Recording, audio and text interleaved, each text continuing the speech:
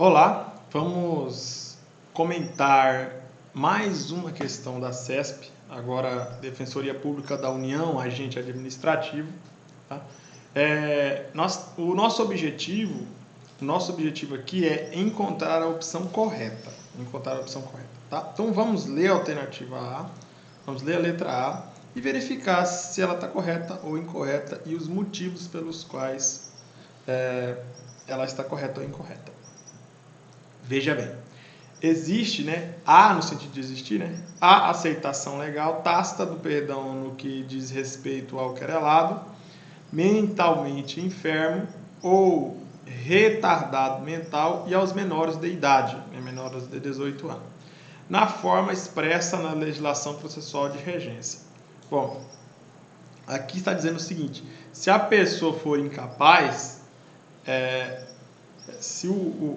se a pessoa se tornar incapaz durante o transcurso da ação penal privada e, por acaso, a vítima, o querelante, perdoar essa pessoa que se tornou incapaz, o perdão não precisaria ser aceito pelo infrator, Como a gente já aprendeu nos comentários anteriores, o perdão é um instituto que extingue a punibilidade, mas ele só se manifesta na ação penal privada. Beleza? A gente já aprendeu isso.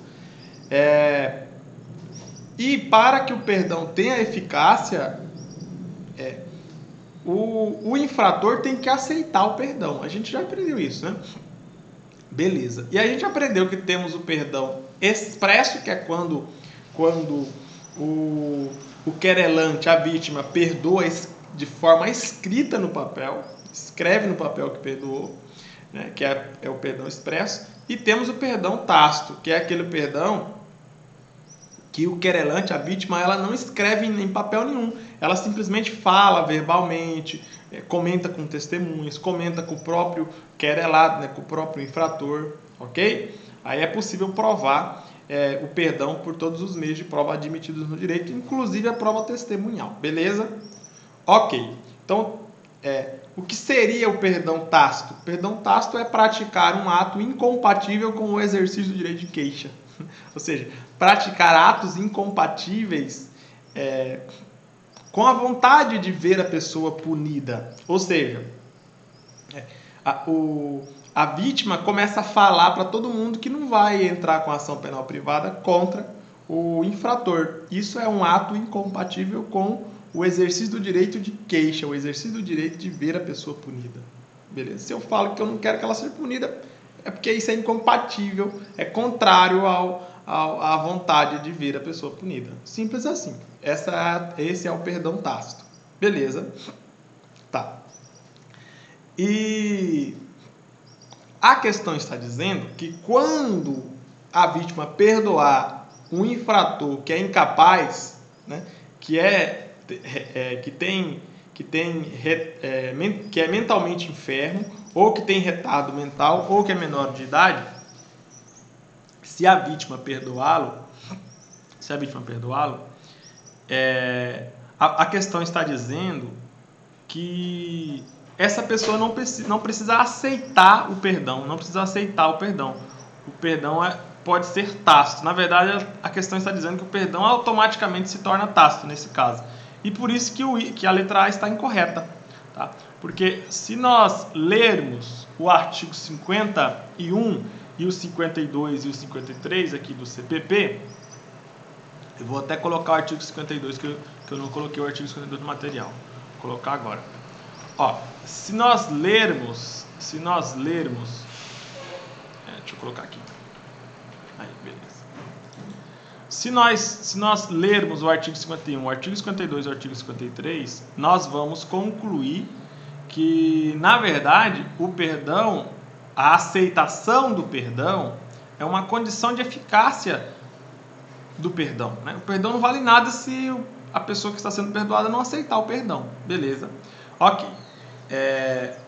E, de acordo com o artigo 51, de acordo com o artigo 52, de acordo com o artigo 53, se o infrator se tornar incapaz, o juiz terá que nomear um curador para aceitar o perdão em nome dessa pessoa. Beleza? Ou seja, não existe o perdão tácito pelo simples fato de o acusado, de o infrator se tornar uma pessoa incapaz. Não existe isso. Beleza? Ó, veja bem o artigo 51. O perdão concedido a um dos querelados aproveitará a todos, sem que produza, todavia, efeito em relação ao infrator que o recusar. Então, isso a gente já sabia, né? O perdão ele alcança a todos os querelados, mas se um dos querelados recusar o perdão, aí essa pessoa não vai ser alcançada pelo perdão, mas as outras pessoas vão, ok? Beleza. Aí vem o artigo 52. Ó. Se o querelante for menor de 21 e maior de 18, o direito de perdão poderá ser exercido por ele ou por seu representante legal, mas o perdão concedido por um, havendo oposição do outro, não produzirá efeito. Esse artigo aqui era quando não vigorava o Código Civil de 2002, tá? Porque agora a maioridade se atinge com os 18 anos, não tem mais esse negócio de 21 anos, beleza? Enfim, vamos ler o artigo 53 agora. Veja bem. Se o querelado for mentalmente enfermo ou for retardado mental e não tiver representante legal, o que vai acontecer? A aceitação do perdão caberá ao curador que o juiz lhe nomear. Perfeito. É exatamente o artigo 53 que está sendo cobrado aqui pela letra A da questão. Por isso que a letra A está incorreta. Perceba que, se o querelado for mentalmente enfermo ou retardado mental, a lei diz que se ele não tiver representante legal, o juiz deverá nomear um curador. Só que a questão está dizendo que não precisa ter representante legal, não precisa nomear curador.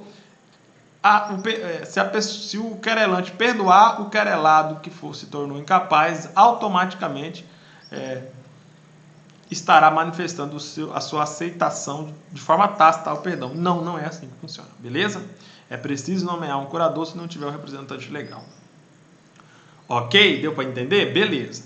Agora vamos à letra B. Veja bem a letra B, ó. O querelante poderá optar entre os autores da infração penal contra qual deseja oferecer a queixa-crime. Errado.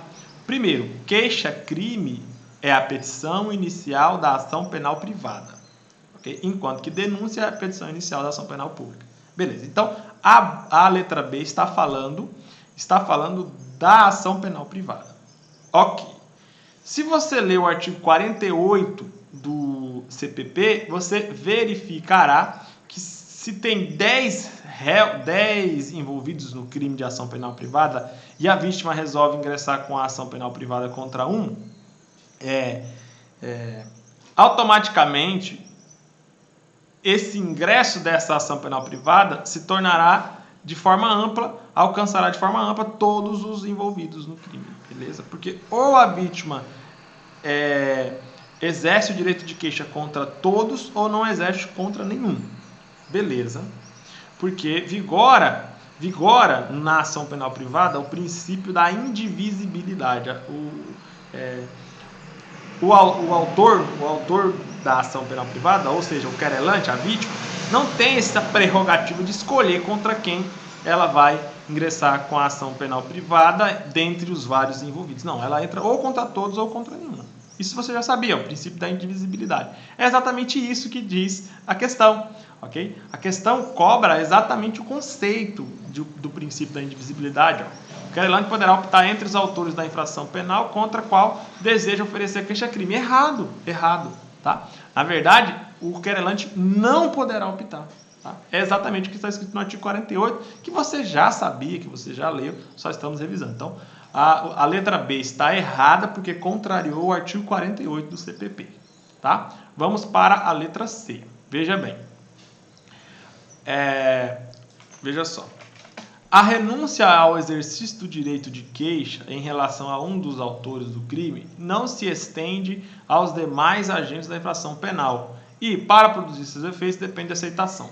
Veja bem, primeiro, essa questão tem dois erros. Qual é o primeiro erro? O primeiro erro é o seguinte: quando a vítima renuncia ao direito de queixa contra um dos envolvidos, essa renúncia parcial se transmuda automaticamente para uma renúncia total. Ou seja, a renúncia contra um alcança todos. Então vamos supor, se 10 envolvidos praticaram crime de ação penal privada contra João. Se João renunciar ao direito de queixa apenas contra um dos envolvidos, essa renúncia vai alcançar todos. Simples assim. É o que diz o artigo 49 do CPP. Beleza? Esse é o primeiro erro da questão. Então, a renúncia, ela alcança todos. E a letra A está dizendo que alcança apenas aquele contra qual se renuncia. Beleza? Ok? Ok. Então, está errada a letra C por isso. No entanto, aqui no final, e para produzir seus efeitos legais depende de aceitação. Errado. A renúncia, por definição, renúncia independe de a outra parte concordar ou não com a renúncia, tá? Isso é uma das características que diferencia a renúncia do perdão. No perdão, na ação penal privada, o perdão depende da aceitação do perdoado, beleza? Enquanto que a renúncia na ação penal privada não depende da aceitação do réu, do envolvido, do acusado, etc. Beleza? Ok. Então, a letra C tem 2 erros. São exatamente esses 2 erros que eu mencionei, tá? O artigo 49 fundamenta a incorreção da letra C. Ok. Vamos agora para a letra D. Vejamos a letra D, olha só. A queixa poderá ser dada por procurador com poderes especiais, devendo constar do instrumento do mandato o nome do querelado e a menção do fato criminoso. A letra D é o gabarito, porque a letra D está bastante correta. Ela simplesmente reproduziu, copiou e colou o artigo 44 do CPP. Veja bem, artigo 44. A queixa poderá ser dada por procurador com poderes especiais. Qual é esse poder especial? Poder especial de apresentar a queixa em nome da vítima. Simples. Tá? Devendo constar do instrumento do mandato, ou seja, daquele documento que a gente chama de procuração, devendo constar do instrumento do mandato, porque, lembre-se, doutores, procuração, a gente fala procuração, mas está incorreto, não é correto você falar procuração. O nome técnico é instrumento de mandato. Beleza, ok? Aquele papel que a gente assina lá dando poderes para outra pessoa praticar atos em nosso nome, aquele papel chama-se instrumento de mandato, tá? Ok. Enfim, continuando. Devendo constar do instrumento de mandato, aquele papel que a gente conhece como procuração de forma incorreta, o nome do querelante e a menção do fato criminoso, ou seja, o nome da vítima, o nome, qual foi o crime que aconteceu, salvo quando tais esclarecimentos dependerem de diligências que devem ser previamente requeridas no juízo criminal. Beleza, enfim.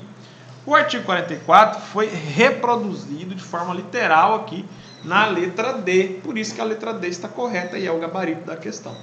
Ok, beleza. Agora vamos para a letra E de elefante, que está incorreta. Tá? Veja bem, considera-se perempta a ação penal privada quando um dos sucessores do querelante perdoar o autor da infração penal e este aceitar o perdão. Olha, veja bem. O que é ação penal perempta? É a ação penal atingida pela perempção. Perempção é um instituto jurídico que extingue a punibilidade. Perempção, se você ler o artigo 107 do Código Penal, você verificará que existem várias formas de se extinguir a punibilidade do infrator. Ou seja, várias formas de o infrator não mais cumprir a pena ou não mais ser processado pela pena daquela determinada infração. Ok? Beleza? Então, por exemplo, vamos supor, se o infrator vem a óbito, pronto, extinguiu a punibilidade, ele não tem como mais ser processado, ele não tem como mais cumprir pena. Outro exemplo, se o infrator for condenado, começar a cumprir a pena, for preso, for condenado por 5 anos, ficar preso por 5 anos, ele cumpriu a pena. O nome disso é cumprimento da pena. Então, o cumprimento da pena é uma das formas de extinção da punibilidade. Beleza. A perempção também é uma das formas de extinção da punibilidade. Tá? E exemplos de perempção estão previstos no artigo 60 do CPP. Veja bem, eu vou fazer a leitura do artigo 60 do CPP. Tá? A letra E adiante está totalmente contrária aos incisos do artigo 60 do CPP. Veja bem, nos casos em que somente se procede mediante queixa, considera-se perempta a ação penal, ou seja, a ação penal será atingida pela perempção e será extinta a punibilidade. Nos casos do inciso 1, 2, 3 e 4 do artigo 60 do CPP. Veja bem, quando iniciada a ação penal, o querelante deixar de promover o andamento do processo durante 30 dias seguidos. Primeiro, perempção ocorre apenas na ação penal privada, porque a ação penal privada é de titularidade da vítima. Beleza, então, se a vítima iniciar a ação penal privada e ficar negligenciando, não dar andamento no processo por 30 dias seguidos, pronto, considera-se perempta a ação penal privada e será extinta a punibilidade. Simples assim. Ok. Eu vou até colocar aqui o artigo 107 do Código Penal, doutores. Deixa eu colocar aqui o artigo 107 só para... Você já viu esse artigo, mas só para ficar aqui a título de revisão no vídeo. Né? Você pode revisar no próprio vídeo ou no próprio material de apoio que está disponível no link aqui embaixo do vídeo. Tá? Deixa eu colocar aqui para vocês. Beleza. Olha aqui, eu coloquei o artigo 60, as hipóteses do artigo 60, aqui embaixo eu vou colocar o artigo 107 do CPP. Tá? Aí eu vou colocar só a perempção, para não ficar muito extenso aqui o comentário. Deixa eu colocar aqui a perempção. Cadê a perempção? Aqui, ó, perempção. Beleza? A perempção está bem aqui, no inciso 4. Ok. Então, deixa eu colocar aqui a observação, artigo 107 do CP. Beleza, até aí tudo bem. Então perceba que a consequência da perempção é exatamente a extinção da punibilidade e, consequentemente, o processo será arquivado. Né? Então, uma das hipóteses de perempção é a paralisação do processo por culpa do querelante, por culpa da vítima, por mais de 30 dias seguidos. Ok. Outro exemplo, veja bem outro exemplo. Quando, falecendo o querelante, ou sobrevindo sua incapacidade, não comparecer em juízo para prosseguir no processo, dentro do prazo de 60 dias, qualquer das pessoas a que couber fazê-lo, ressalvado o disposto no artigo 36. Então, imagine que a vítima ingresse com a ação penal privada. E durante o transcurso da ação penal privada, a vítima vem a óbito. Beleza, até aí tudo bem. Quando a vítima vem a óbito, os parentes próximos, cônjuge, ascendente, descendente e irmão, previsto no artigo 31 do CPP, essas pessoas adquirem a legitimidade para prosseguir na ação penal privada. Se eles não dar andamento na ação penal privada em 60 dias, dentro do prazo de 60 dias, será considerada perempta a ação penal privada e será extinta a punibilidade. Simples assim. Beleza, simples assim. Tranquilo. Agora vejamos o inciso 3. Quando o querelante deixar de comparecer sem motivo justificado a qualquer ato do processo a que deva estar presente, ou deixar de formular o pedido de condenação nas alegações finais. Quando isso acontecer, qualquer dessas hipóteses acontecer, a ação penal privada será considerada perempta e será extinta a punibilidade, o processo penal será arquivado. Simples assim. Tá? Então, se a vítima, por exemplo, foi intimada para praticar determinado ato e sem nenhum motivo ela não pratica, não comparece em juízo e nem nada, perempta a ação penal. Beleza, ok. Inciso 4. Último caso de perempção. Quando será considerada perempta a ação penal privada, quando sendo o querelante pessoa jurídica, esta se extinguir sem deixar sucessor. Né? A pessoa física pode ingressar com a ação penal privada, a pessoa jurídica também pode ingressar com a ação penal privada. Por exemplo, vamos imaginar um furto. Vamos imaginar um furto. Vamos imaginar que uma empresa particular, né, uma sociedade empresária particular, sofreu um furto. Aí o Ministério Público ficou inerte, não fez nada. passou 15 dias, o Ministério Público fez nada, estava se lixando por furto da empresa. Aí os advogados da empresa resolveram ingressar com a ação em nome da sociedade empresária, para punir a pessoa que praticou o furto. Isso é a ação penal privada subsidiária da pública, que está prevista lá no artigo 29 do CP. Ok. Então, se a pessoa jurídica, por acaso, declarar falência e for extinta, a pessoa jurídica deixou de existir, e não tiver nenhum sucessor da pessoa jurídica para continuar com a ação penal privada subsidiária, simplesmente a ação penal privada será considerada perempta. É mais uma hipótese de perempção. Ok, deu para entender? Beleza. Então perceba que todas essas hipóteses aqui estão previstas no artigo 60. E a letra E de elefante está dizendo que a perempção também ocorre quando um dos sucessores da vítima, do querelante, né, o ascendente, o descendente, o irmão ou o cônjuge da vítima, perdoar o autor da infração penal e este aceitar o perdão. Errado. Está muito errado isso. Porque o perdão não é causa de perempção. Veja bem, o inciso 1, inciso 2, inciso 3, inciso 4. Em algum momento está escrito perdão ali? Não está. Então é por isso que está incorreto. Está incorreta a letra E. A letra E está dizendo que o perdão... É como se a letra E estivesse falando assim, ó, o perdão está no artigo 60. E não está no artigo 60. Ou seja, não é uma das hipóteses de perempção. Tá? O perdão, quando ele é aceito pelo perdoado, o perdão é uma das causas de extinção da punibilidade. Assim como a morte do ofendido, assim como o cumprimento da pena, tá? Assim como a perempção. Imagine, extinção da punibilidade. Tem várias.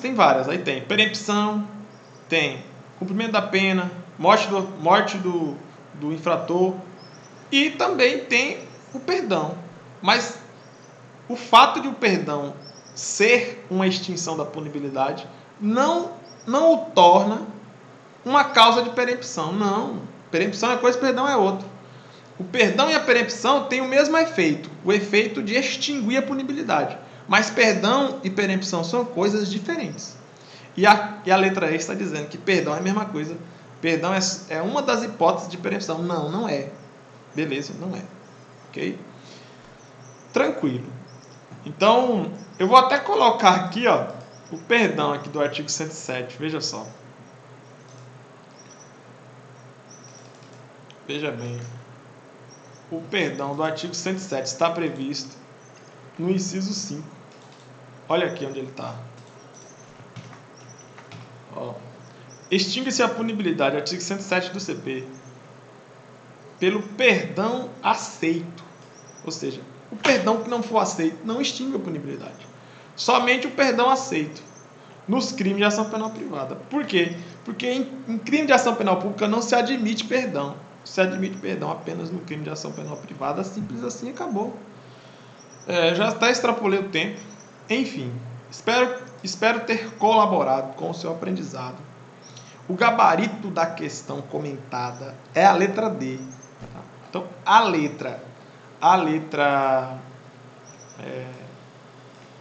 letra E de elefante está incorreta porque contrariou o artigo 60 do CPP e o artigo 107 do CP. Lembrando, obviamente, que CPP é Código de Processo Penal e CP é Código Penal. Tá?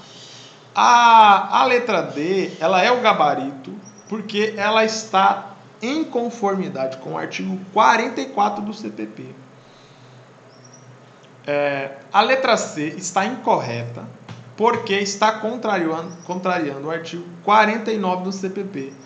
A letra B de bola está incorreta porque contrariou o artigo 48 do CPP. E por fim, né, a letra A, como você já bem sabe, está incorreta porque contrariou o artigo 51 e 53 do CPP. Eu vou até apagar o artigo 52 aqui. Tá? A letra A, na verdade, ela cobrou mais o entendimento do artigo 51 e do artigo 53. Tá? E a letra A está incorreta porque contrariou esses artigos aí. Tá? Então, feito o comentário, faça uma pequena pausa, daqui a pouco a gente volta para comentar várias outras questões. Ok? Até logo, então.